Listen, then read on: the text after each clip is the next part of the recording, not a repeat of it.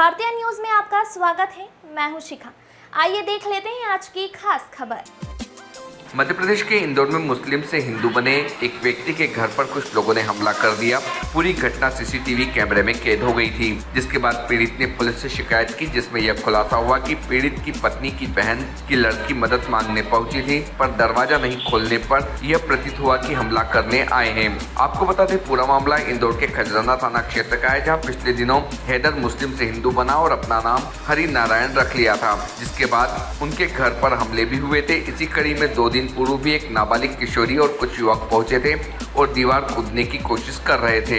यह पूरी घटना सीसीटीवी कैमरे में कैद हो गई थी और हरिनारायण ने इसकी शिकायत की थी, जिसके बाद जांच में यह बात सामने आई कि जो किशोरी कैमरे में कैद हुई है वह हरिनारायण की पत्नी की बहन की बेटी है, जो मां से झगड़ा करने के बाद मौसी से मदद मांगने आई थी और देर रात का मामला था, इसलिए उसके साथ उसके दोस्त भी थे। दरवाजा नहीं खोला गया, इसलिए दीवार कूदने की कोशिश भी की गई। पुलिस ने इस मामले में खुलासा करते हुए सभी को पकड़ा है और पूछताछ की जा रही है। भारतीय न्यूज के लिए इंदौर से दीपक छाबड़ा की रिपोर्ट।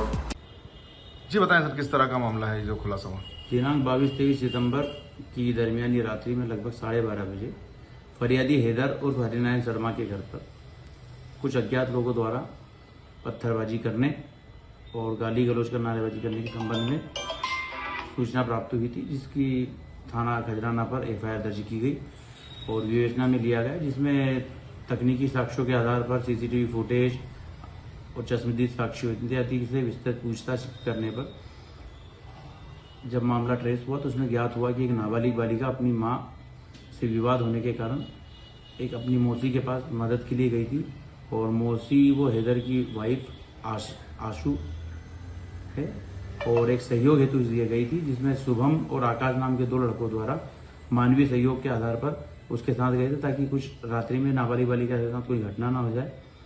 और इस तरह के प्रारंभिक साक्ष्य आए हैं, जिसमें अग्रिम विवेचना जारी है। सर क्या हुआ था? गलतफहमी हो गई थी कि जो शिकायत दर्ज कराई थी कि हमला हो गया घर पे? और प्रारंभिक रूप से ये विवेचना में आ रहा है कि शायद फरियादी को लगा कि उसके घर पे किसी ने जानबूझकर के हमला किया होगा, लेकिन विवेचना में आए तथ्यों पर अभी ये ज्ञात हो रहा है कि यह किसी प्रकार का कोई रंजिशवश हमला नहीं हुआ है, बल्कि मानवीय आधार पर एक नाबालिग बालिका अपनी मौसी के पास सहायता हेतु रात्रि में गई थी।